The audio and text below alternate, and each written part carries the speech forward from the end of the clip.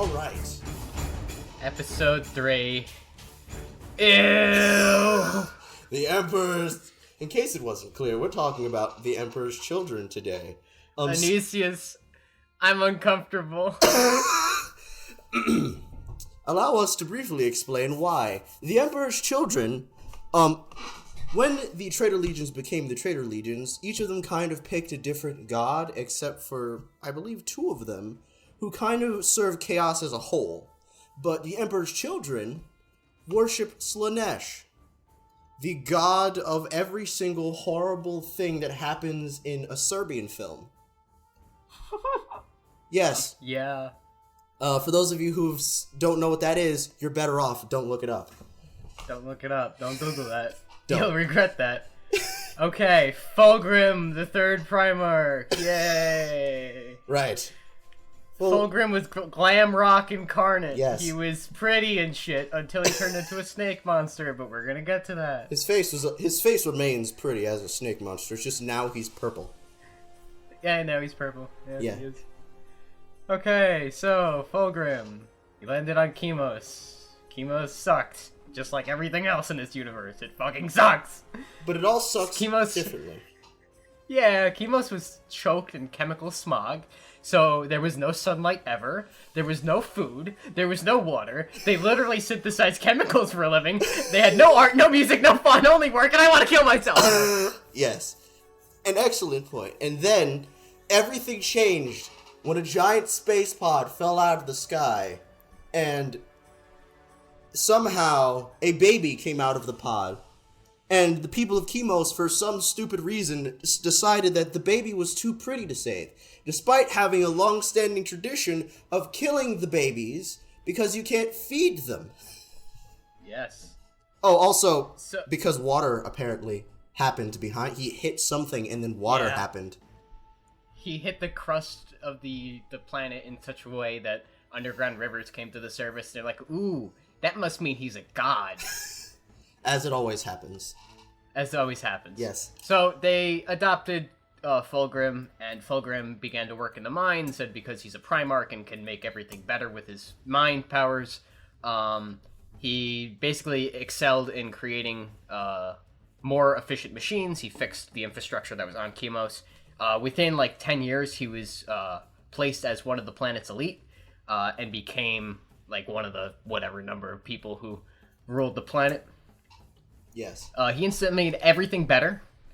He made art because there was no time for art before because everybody was dying the slow, choking, smoggy death. Yep.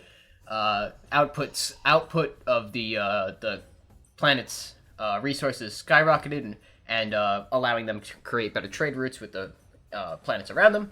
And eventually, Fulgrim was pretty much made the king of the planet. Yep. As most of them were. As most of them were. Yeah. But Fulgrim was special because he made art happen. Yeah. So, after a period of time that's unspecified, the Emperor landed on Chemos, and Fulgrim immediately pledged himself to him. Yes. As Fulgrim does. Well, as most of them Fulgrim does. Yes. As most of them did. Pretty much all of them. Well, with some exceptions. With some exceptions. Yes. So Fulgrim... They all eventually served the Emperor. But not all of them were. Fulgrim saw how shiny the Emperor's fancy golden ship was because, as we previously mentioned in his podcast, he was declaring shiny golden jihad upon everything. And his shiny golden jihad ships were both shiny and gold, and Fulgrim was like, yes, I do vibe with these. And the Emperor was like, do you want to... Call back to the first stuff? episode where Anisius made that same joke. Yeah, I remember things. Alright, so eventually Fulgrim would come back to Terra with the Emperor and be reunited with his legion, the 3rd Legion. All 200. All 200 of them. See, the 3rd Legion's gene seed was decimated and corrupted in some way, meaning the number of the Legion was absolutely pitiful in comparison. Well, we're talking about, the Ultramarines at this time were, numbering 125,000. The Emperor's children numbered about 200. Right. So Fulgrim gave a big speech, and the Emperor was so impressed, he named the 3rd Legions the Emperor's children, and gave them the Aquila to wear. Yes. Also, So on Lexicanum, it briefly mentions that the original gene seed stock was stolen by robot troll lord extraordinaire Trazen the Infinite. So that would be very funny, yeah, and would make a lot of sense. It's Trazen's fault that Trazen's fault that the Emperor's children became the Emperor's children. Yep. Blame those Necrons. Yep. Those bastards. Those shiny robot bastards. We're gonna get to those guys much later. So, the giving of the Emperor's Children of the Aquila and calling them the Emperor's Children, obviously, was the beginning of the end for the Emperor's Children. Because this made the Emperor's Children strive for perfection. Everything they do centered around the idea of perfection from that day forward. Because they had to be worthy of the Emperor's, the Emperor's name. So they became the ultimate fancy pretty boys of the Emperor's legions. I would like to make a brief point about how maybe that you could argue, based on lore that I'm reading, that it started before that, because the Emperor's children, the legionaries, after Fulgrim went into space, the Emperor made new legionaries, and he recruited these particular legionaries from the noble houses of Terra. So one could kind of make the assumption that the Emperor's children were kind of always destined to be the fancy pretty boy snobs, because they were essentially it was essentially like how in the early days of war, the only way you could become an officer was being born into a noble family and going through training. Right. It's like that, where the Emperor's children becoming a legionary of the Emperor's children was an honor saved only for the richest and the best and those of the highest, most important breeding. Thus, right. I feel like that, and because those guys, and out of the entirety of the Legion, those guys were decaying. And so when the Blight happened, and they started decaying, the guys that survived, the Emperor's children that survived, had to be the best of the Emperor's children, both skill-wise and genetically, because their genes were the most pure. And then they met Fulgrim, who was their leader, father, and the prettiest person they had probably ever seen in their lives, who gave them a speech so fancy and dramatic that it motivated them to be perfect forever. So I feel like at that point, that speech seals the path that the Emperor's children would have gone to, most likely with or without Fulgrim, if they had been left to their own devices and were not subject to the Blight. Fair enough. This ends my theorizing. This is my one brain cell moment of the day. Continue. Yeah, no, that all makes sense. I buy that. So, after he was reunited with his legion, him and his Phoenix Guard, his personal bodyguard, were just kind of venturing around Terra, and they stumbled into the forges built beneath the Milesian mountains. And it was in these forges that he met with Ferrus Manus, the Primarch of the Iron Hands. His exact opposite in literally every single regard. Yes. And they essentially were so prideful, both of them, that they challenged each other to a forge match, a forge off, as you will. And this lasted for 3 months straight of them just blacksmithing. Just three months. 3 months long. That's how the non-stop. No sleeping, barely eating. Just blacksmithing. Beating the shit out of metal. Yep. So Fulgrim made a warhammer for some reason. Fucking reason. It's GW just filling in plot, I guess. Yeah. And Manus made a flaming sword. Cool. They swapped and they became best friends forever. Yes. Mr. Glamrock and Mr. Hands of Iron. Yes. I just want to point out together forever. Because again, I'm here for the memes, and the memes make the same joke about Fulgrim and Ferrus in that same joke, which is the two bros chilling in a blacksmith's forge, 10 feet apart because they're not gay. They're not gay. What is GW's stance on that? I think it's very hinted that Fulgrim was, none of these people, none of these characters we're talking about are sexual in any means. Except Fulgrim. We don't know about Fulgrim. Fulgrim was always weird. Yeah. Fulgrim was always weird. Yes. Moving on. The Great Crusade. So, because the numbers of the legions were so small, they were attached to the Luna Wolves, the Legion of Horus Lupercal, and they fought alongside and kind of under Horus for the first couple decades of the Great Crusade. Right. This made members of the Luna Wolves and the Emperor's Children grow kind of close, as well as their primarchs. Their primarchs became very close. Yeah. Not to the extent of Ferrus Manus and Fulgrim, but Horus and Fulgrim were bros. A notable connection that was made was between Garviel Loken, captain of the 10th Company, and Saul Tarvitz, who would eventually become captain of the Emperor's Children's 10th Company. Okay. This friendship would pay off eventually. We'll get to eventually. Question. Yes. This is the period during which Lucius the Eternal was made, right? Yeah, I mean, he was a legionnaire at this time, yeah. Okay, so we can get into him. He was not called Lucius the Eternal at this point. He was just Lucius. We can get into him near to the end, I suppose. Yeah, he's coming up, don't worry. Yeah. Actually, we might as well talk a little bit about him now, because I mentioned Loken and Tarvitz. Right. Loken hated Lucius with a fucking passion. Well, everyone hates Lucius with a passion. Everyone hates Lucius. But Garviel Loken, I think this is in the second Horus Heresy book. False Gods, I think. Yes.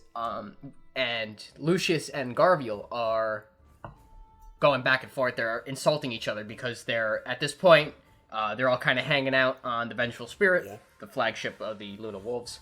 And Garviel is like, or Lucius is like, I'm the greatest swordsman ever. I'll beat you, I'll beat everybody. I'm fucking amazing. Look at me go. And Loken was like, I will spar with you, but it's not going to end well for you. And Lucius was like, come on, you're a pussy bitch. Come on, fight me. So Loken said, all right, I'm going to make this a lesson to remember then. He gets in the sparring cage with Lucius. Lucius, takes 2 swords or whatever, and he's being a flamboyant asshole. And the fight starts. Lucius comes at Loken. Loken decks him in the face, breaks his nose, and knocks Lucius out. Yeah, and permanently, with breaking his nose, he punches him so hard that not even the advanced almost magical fucking sci-fi science can fix his broken nose.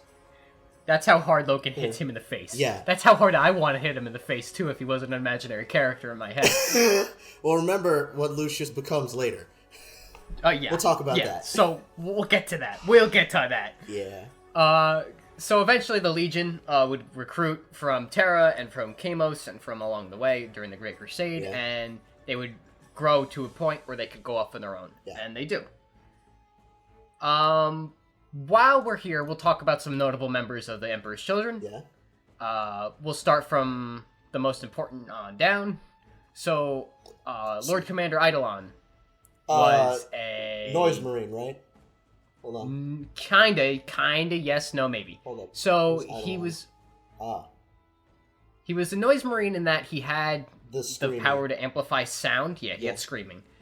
He was basically one of the top-ranking members of the Legion. Right. And he was one of the first ones experimented on by Fabius Bile, or Fabius as he was called at this time. Yeah. Where he had the ability to emit a screeching noise from his face, and he could blow out people's eardrums and shit. Yeah. Very weird power to want, but it happened. Yeah. He was a. Hold up, time out. Brief question. This was pre-heresy, correct? This was pre-heresy. Okay. Yeah. So pre-heresy, the Emperor's like, oh, so you have a guy who yells things to death. That's cool. This is cool. I'll allow it. I'll allow it. Whatever. Lord Commander Vespian was another one of the Primarch's right hands. Right. Not really much to note. Fabius Bile, obviously, was the chief apothecary. Yeah, Fabius Bile is basically Fabius Bile stands out in 40K as being the ultimate mega super horrible worst mad scientist. Yeah. Who, as a point, was so evil and so gross that he purposefully got himself captured by the Dark Eldar, a species that has a whole sect of royalty dedicated to being gross mad scientists, studied under said gross mad scientists, got bored, and left. He left Comora. Yes. Which doesn't happen. At all. Yeah. He Fabius would be like if you mixed Dr. Frankenstein with the Angel of Death of Auschwitz, Mengele? fucking Josef Mengele. That's Fabius Bile. Yes. He has fucking spider limbs. No, yes, he does. The They're robotic, mechanical but- ones. Yeah. They're not organic spider limbs, but they are. He has them. He has like a whole rack of surgical implements attached to spider limbs coming out of the back of his armor. Yeah. He's a weird one. Yes. He's especially Okay. weird. Moving on before I have a fucking stroke. Yes. Rylanor, one of the coolest fucking Emperor's children ever. Rylanor was the Ancient of Rites. He was entombed in Dreadnought armor. Right. He would go on to Istvan 3 instead of Saul Tarvitz because Saul Tarvitz was injured. Right. We'll get to that later. I think. What do you think? Is this episode good enough to talk about both Istvan massacres? Well, yeah, I think we The can only kind reason- of. Well, I think we should kind of give. We're talking about the legions. We're going through their entire history, pre and post heresy. So I feel like Yeah. we should talk about specifically each legion's place in Yes. in Okay. Istvan before we cover Istvan as a whole. That sounds backwards, Okay. but okay. Let's do that. Okay. So, Rylanor was cool. There's a whole song about him. Yes. I'd recommend it. Stringstorm, YouTube. Yep. Recommend it. Very good. Okay, Saul Tarvitz, Captain of the 10th Company, friends with Garvia Loken, Captain of the 10th Company. Saul Tarvitz would eventually be the one to warn people on Istvan 3 that some shit fuckery is about to happen. We'll get to that in a couple minutes. Yeah. And then there's Lucius the Eternal, Captain of the 13th Company, general annoyance on my personality. I fucking hate Lucius. Demon swordsman and general crusty weirdo. Yeah, he has a tongue. Yeah. He does. A very long tongue. Yeah. He wields a fucking ancient sword. He wields this Fulgrim's demon sword. Yeah. We'll get to that. Yeah. Marius Veracian was captain of the 3rd Company of the Emperor's Children, Right. and would be the first Noise Marine, as well as the leader of the Noise Marines. Noise Marines, for those and of you who don't know, are dudes who walk around with giant sonic cannons with human faces on the end of them that use sonic weaponry to blow people's ears out. And Pretty much, yeah. Often the weapons are made of people as well. Yes. An important element of chaos. Yes. Now, actually, we're going to step ahead a couple thousand years to get to this next interesting person. Telemachon Lyris. Hold up. He was a lieutenant of the Black Legion. He was one of the founding members of the Black Legion. And he is probably one of the coolest Emperor's Children I've ever read about. He was an expert swordsman. He was frenemies with Iskandar Kaon, who was one of the other founding members of the Black Legion. Right. And he is a pretty cool guy, not gonna lie. Yeah. I like how a lot of the Noise Marines kind of do the Dark Eldar evil space elf. They do the ponytail. Yeah. Yeah. It's a very notable feature. Okay, so now we covered some interesting people. Let's talk about the fall of the Emperor's Children. Right. So, during the events of the Great Crusade, they would eventually come across this species called the Lair. Yeah. And Lair were snake people. Yes. And the snake people were Slaneshi cultists. They worshipped Slanesh, who was the chaos god of... All of the bad shit that happens on Pornhub. Yeah.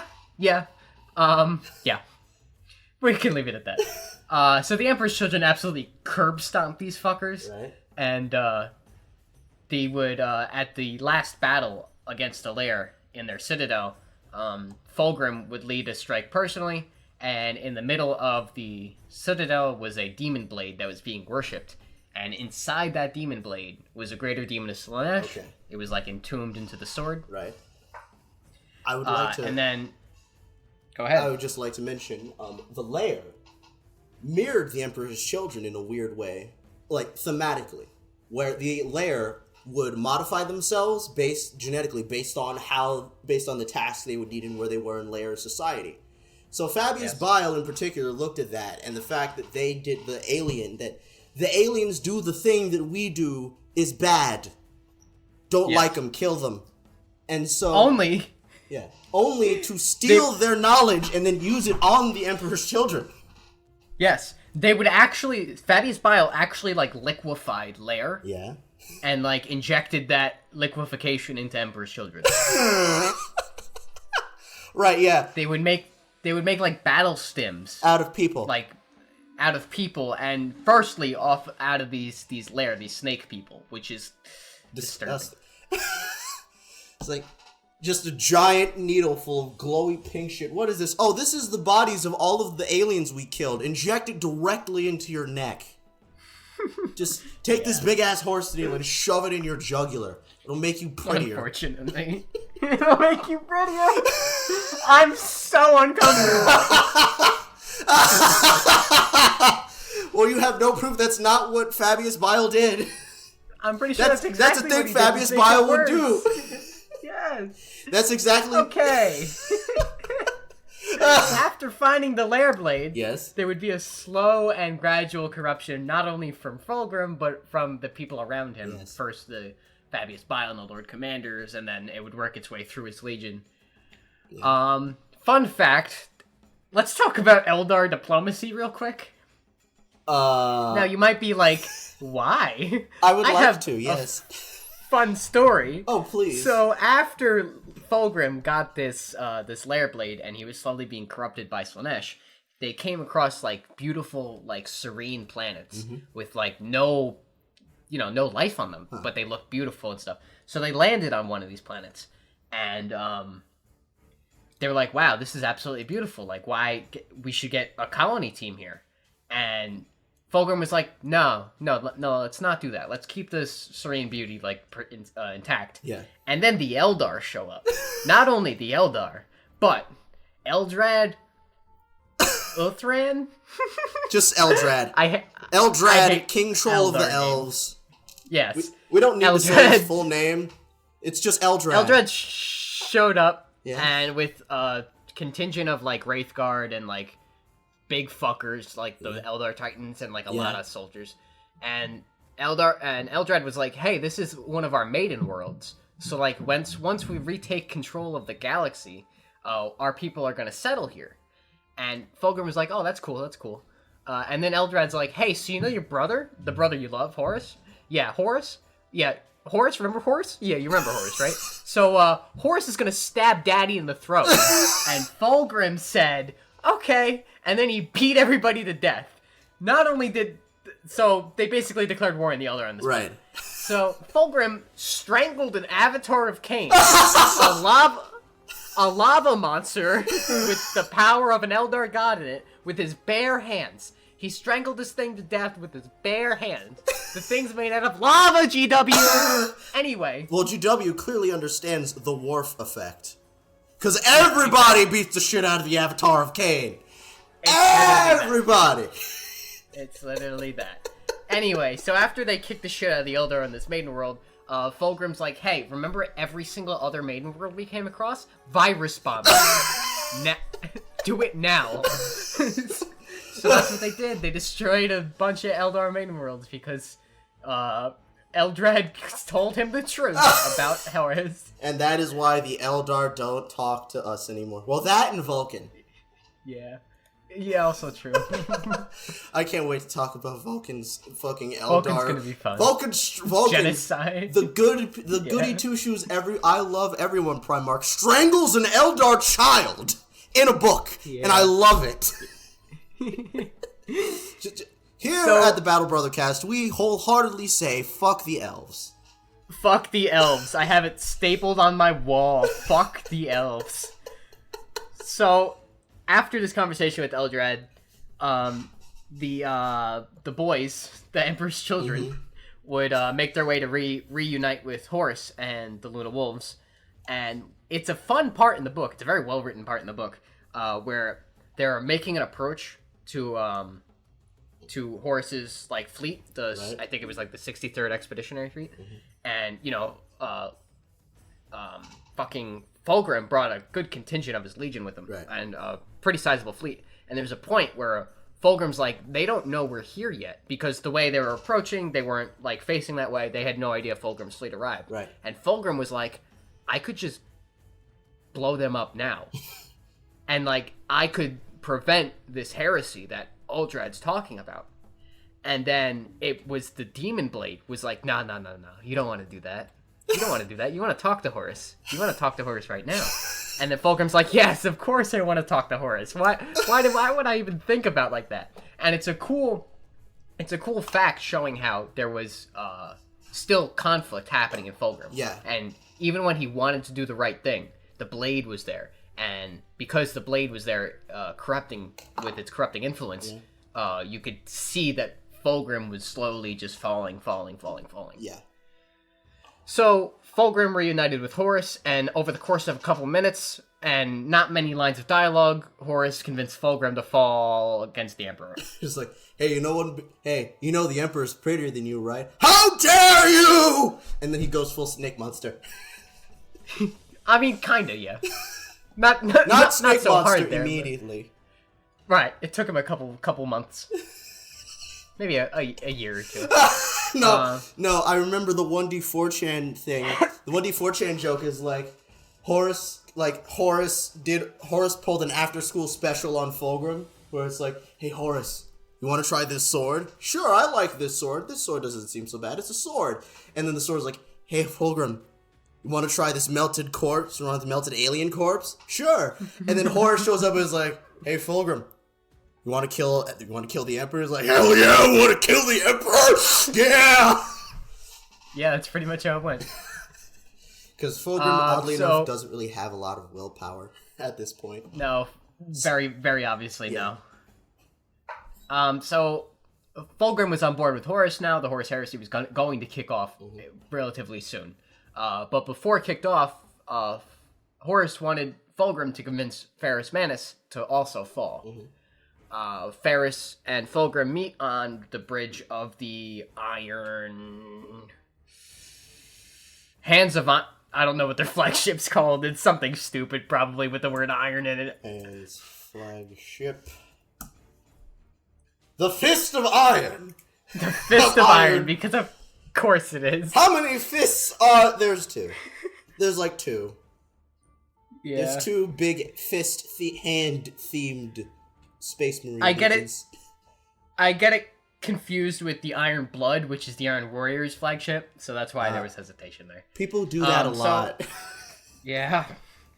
So Ferrus and Fulgrim talk, and Fulgrim's like, hey, listen, we need to turn on the Emperor because whatever political reason he's mentioned.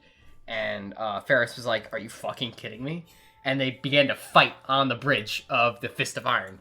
And they were smacking each other, they pulled swords, or they pulled the weapons that each other made for them. And Fulgrim went to swipe at Ferrus, and Ferrus caught the sword with his hand and, like, broke it and caused an explosion when he broke it. And he's like, I made this fucking sword, you retard. Don't you think I knew how to destroy it? I like, my favorite part of that image is, I made this just fucking, I make shit. Imagine having to make something, and then having somebody try to kill you with it, and then having to shatter it. Yeah. And it is something you spent 3 entire months making. Working on. And it is said that immediately after Fulgrim left, Ferrus shed a single tear, because that was a cool-ass sword that he had to break. A single man tear. So, Ferrus was obviously not in line with this whole heresy thing, and he would eventually, like, you know, whack shit. But I think I got my timeline a little mixed up, because I think Isstvan 3 happened right before this. So Isstvan 3, let's talk about the Purge. Right, Istvan, hold on. Back to Lexicon, continue. So, Horus and the accompanying traitor legions knew that once the Horus Heresy kicked off, there would be elements of their legion that would not be cool with this. That either they don't know if they would fall in line with their reasoning, or they just straight up would choose the Emperor over their primarchs. Among these of the Emperor's children were Saul Tarvitz, and a bunch of others, most of which aren't important enough to talk about. Right. Lucius was there too for some reason, probably because everybody hates Lucius. Yeah, and as we all know, because if someone is hated by everyone, that guy absolutely fucking has to be everywhere. Yes. That's just law.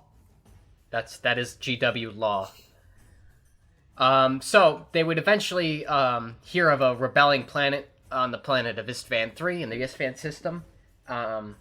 And they're like, hey, this is a perfect opportunity. So they reshuffled a whole bunch of companies in every single one of these legions. And they basically loaded them with all loyalists, essentially, or supposed loyalists. And these loyalist deployments, these like ad hoc units, would all be deployed onto the planet, which is straight overkill, first off, so they should have known something was up. But they would be deployed onto this planet, and they would pretty handily destroy the rebellion, and they would just chill on the planet for a little while. And then Saul Tarvitz, who was previously injured, he got his leg fucked up, I think, would stumble across the plan to virus bomb the planet with all the loyalist units on the planet. Right. So, being fucking very concerned, he jumped in a Thunderhawk, a Thunderbird, and straight up strafed towards the planet, dropped straight over to the planet. And on the way, he passed the frigate Eisenstein. And the Eisenstein was piloted by a Death Guard by the name of Nathaniel Garrow. And Nathaniel Garrow was a straight up badass. And he was also pledged to be like blood brothers or something with Saul Tarvitz. I don't know. Warhammer shit. Yeah. It's weird. They were bros. They were best friends. They were bros. And while they were passing, Garrow was given orders to shoot down Saul Tarvitz. And Tarvitz was like, what the fuck? That's a little strange, don't you think? And he didn't. And Saul Tarvitz was like, oh, by the way, the Horus and the other primarchs are going to betray the Emperor. And Garrow was like, the fuck? So he fucking yeeted himself into the warp. Saul Tarvitz landed on the planet of Istvan 3, and just in time, and he told the other commanders, the, Garville Loken of the Lunar Wolves, and Tarek Torgadon of the Lunar Wolves, that some wacky shit's about to happen, so get to cover. And because of his actions, most of the loyalists survived the virus bombing. At the cost of like 12 billion people. Oh well, not the point. Yeah, it's a statistic. Fuck Istvan 3, it's just a number. So for those of you who don't know what a virus bombing is, excuse me, essentially what they do is they launch this highly corrosive chemical that eats everything. It's called like it's called the virus bomb. It's like the life-eating virus. The life eater, yeah. The life eater virus. The life eater. Yep. Yeah, and it would essentially break down all organic matter, and most inorganic matter actually, and it would create like a noxious fume, a very flammable noxious fume when the organic matter was decomposed, and this fume would settle into the lower atmosphere, and then the orbiting fleet would only have to fire a single like lance strike at the planet, and the entire planet would be engulfed in firestorms that would essentially kill off everything that didn't die from the virus bombing. So most of the loyalists survived this virus bombing, and then they would lead like a... No, continue. Go ahead. They would lead essentially a resistance against the traitorous Primarchs for a couple, like 7 months or something. Right. And once they realized that the virus bombing didn't work, they just straight up threw Angron and a bunch of world eaters at the planet. No, actually, he threw himself at the planet. Details. Horus was like, details. Horus was like, don't you fucking go down there. And Angron was like slowly like backpedaling towards the door. Like, don't you fucking do it. Like, Angron, I'm watching you leave. Don't you fucking leave. I'm just Horus like, Angron, no. And Angron said, which we can interpret to be Angron, yes. Yeah, pretty much. So Angron would deploy, and a lot of other contingents of the traitor legions would also deploy, and they would lead. They would basically fight in guerrilla warfare style against the traitors for a couple months, enacting a very heavy toll on the traders, more than it should have been, because it should have just been a clean bombardment and then things done. But Solve Tarvitz stepped in, and Angron was a retard, so they fought for a long time. And then they were betrayed by Lucius, who was also on the planet. For some reason. Lucius, being the shit cunt he was, wanted to be back in the Legion because he missed Daddy. And he was basically told by Eidolon, hey, if you betray those fuckers, we'll let you live, and you could be back in good graces with the Legion. And Lucius was like, alright, cool, fucking bet. Here's how you get into the Rebel Stronghold. And they did. And they all died. Thanks, Lucius. When we start merch, can we put that on a t-shirt? Yes, Angron, thanks, yes. Lucius. Thanks, Lucius. So the traitor legions were purged, but because Garrow got away, the Emperor knew now what was happening. So, Isfan 5, the drop site massacre. Right. The traitor legions would set up shop on the planet of Isfan 5, and they knew that the Emperor would enact swift vengeance, swift retribution. So they set up a pretty defensive network, right. And they just waited. They waited for the Emperor to come. And they knew the Emperor himself wasn't going to come, but they did send a vanguard detachment of the Iron Hands, the Raven Salamanders, and the Raven Guard. Yes. This would be the strike force that would initially enact vengeance, the Emperor's will, onto the traitors. Right. With very closely behind them the Iron Warriors, the Alpha Legion, the Night Lords, and the Word Bearers. They were in very close pursuit, and they knew that they would be backing them up no problem. Right. As soon as the fighting would begin, they would essentially make orbit. Right.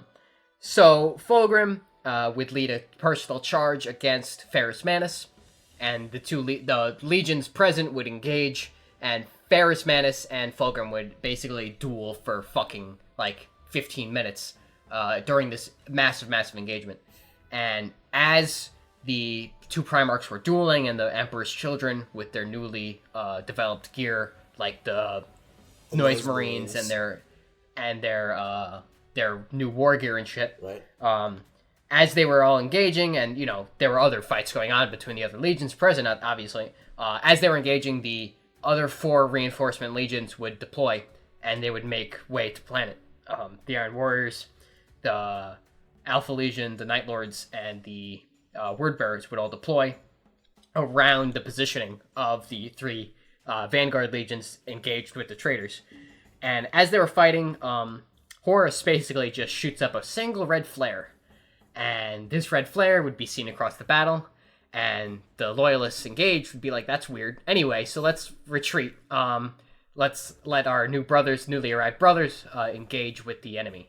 And as they turn to basically fall back in order to, get the new, fresh legions in the fight, the reinforcing legions would open fire on every single one of the Vanguard legions. Right. And basically eviscerate them. Yes.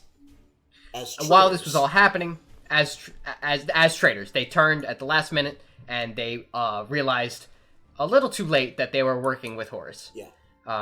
As this was all happening, Ferrus Manus and Fulgrim's duel would come to an end, as Fulgrim, who was very, very angry with Ferrus Manus for, not following in line,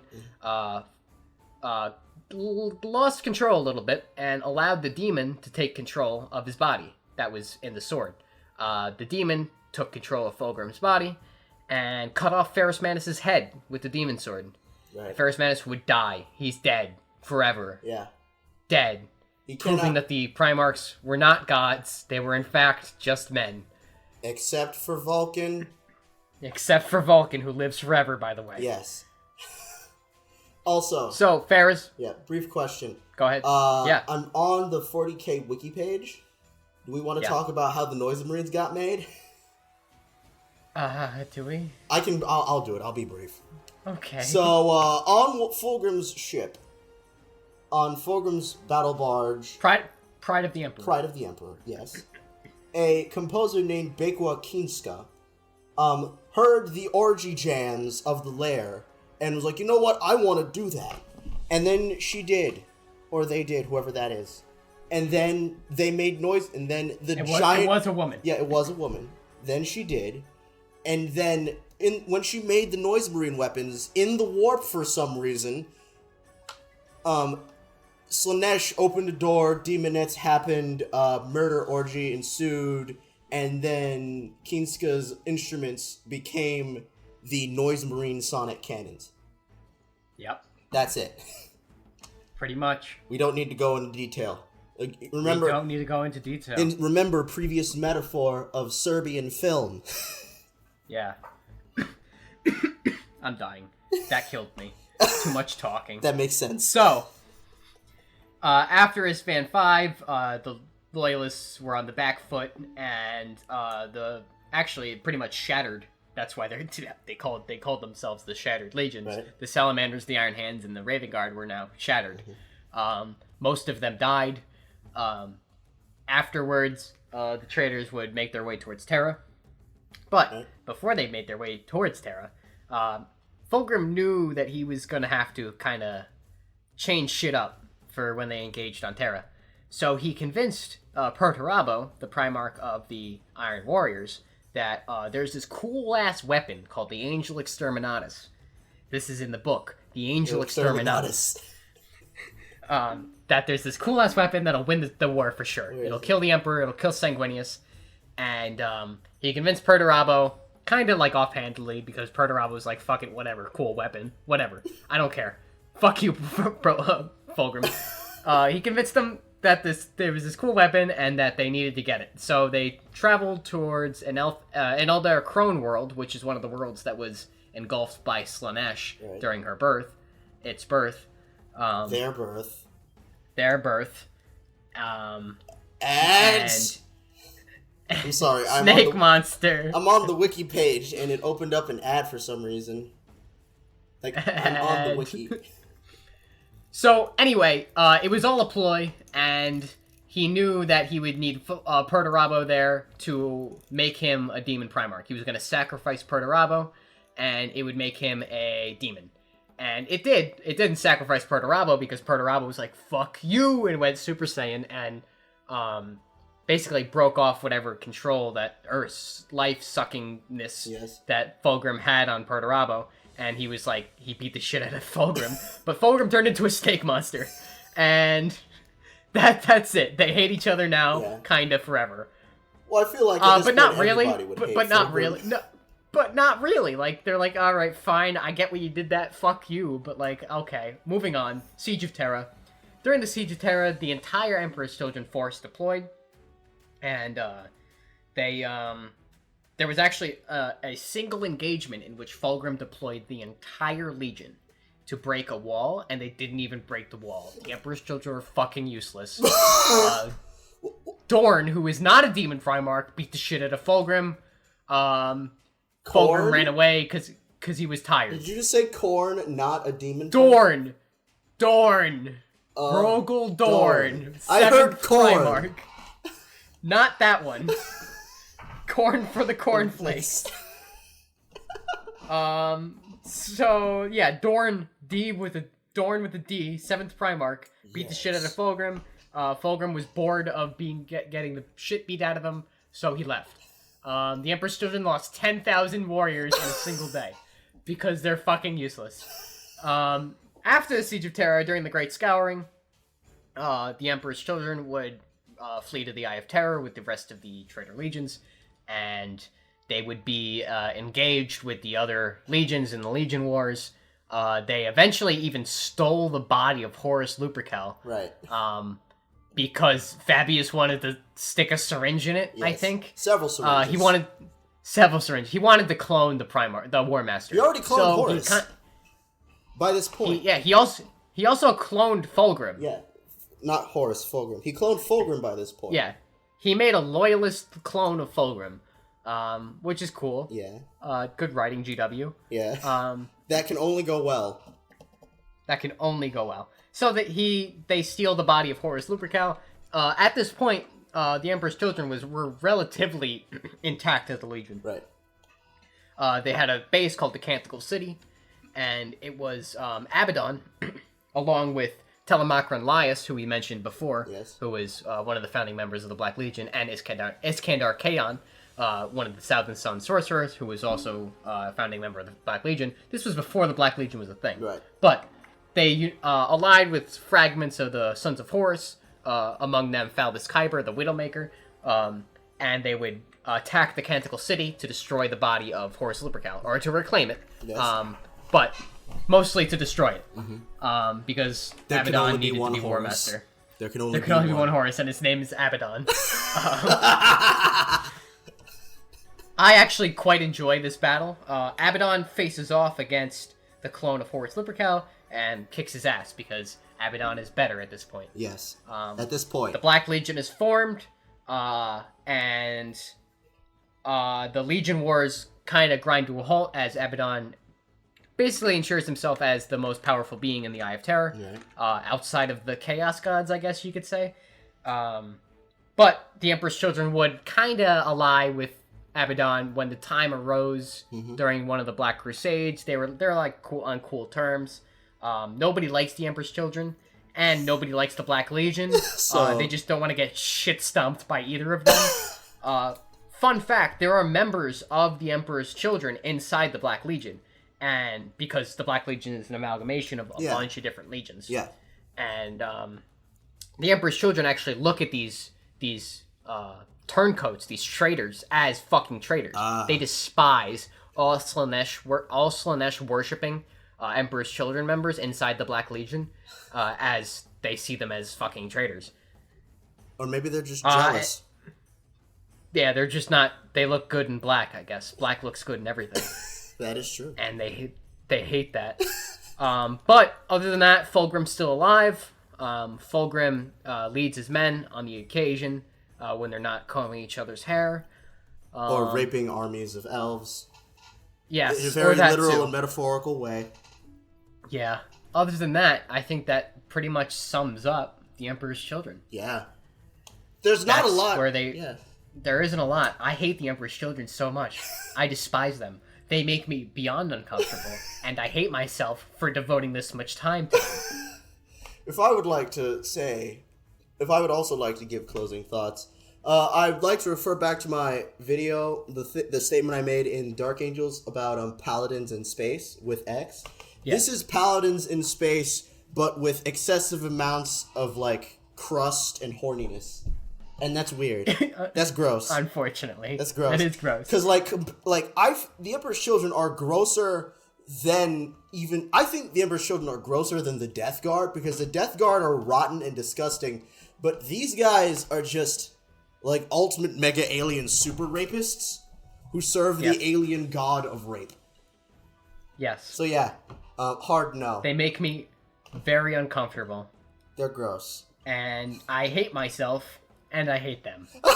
So it's a good culmination. It's a good culmination of family fun entertainment. Oh, we never really said what happens to Lucius the Eternal. He becomes a demon. Oh, fuck I'll do it.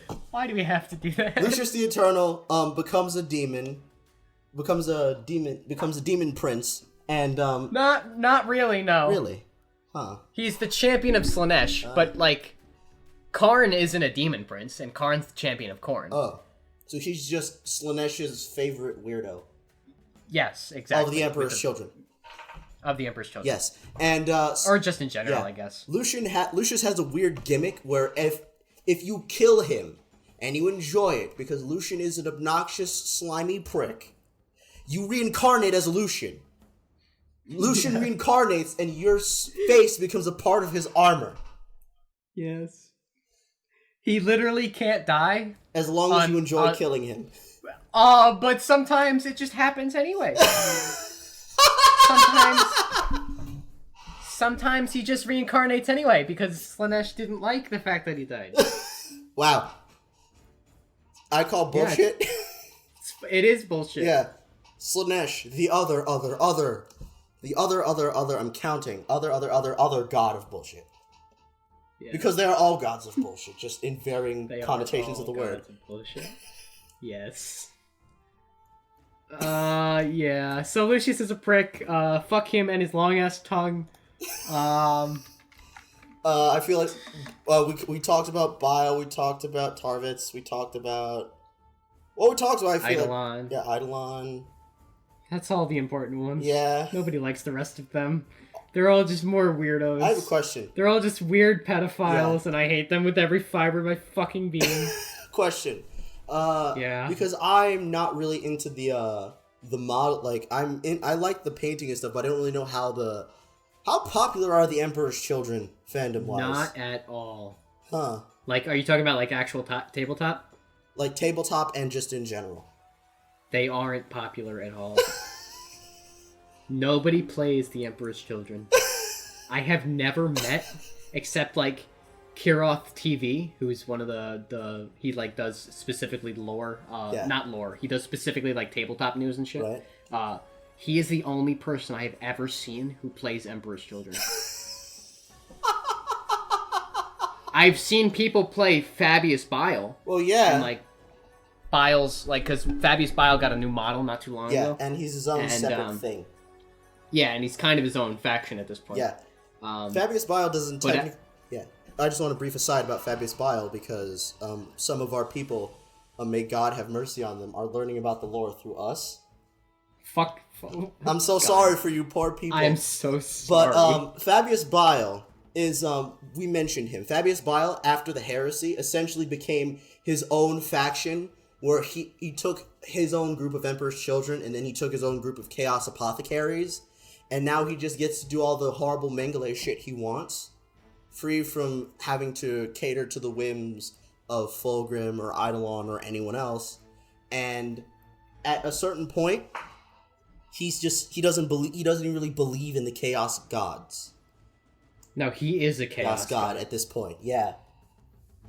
It's weird. Yeah, he's weird. Yeah. But he's somehow less weird than literally all of the other Emperor's Children.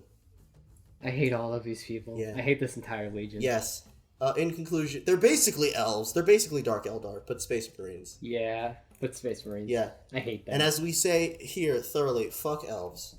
Fuck elves. And everything that resembles them. Yes. God damn it. Okay, next episode, Partarabo. The Iron Warriors. Somebody more interesting, please. Thank you. Somebody who doesn't make me crawl in my skin. God, I hate the Emperor's Children. Holy fuck. Somebody who will get to make jokes. Somebody who allow me to use the "you're not my real dad" jokes for the entire fucking video. That will be next episode. Absolutely.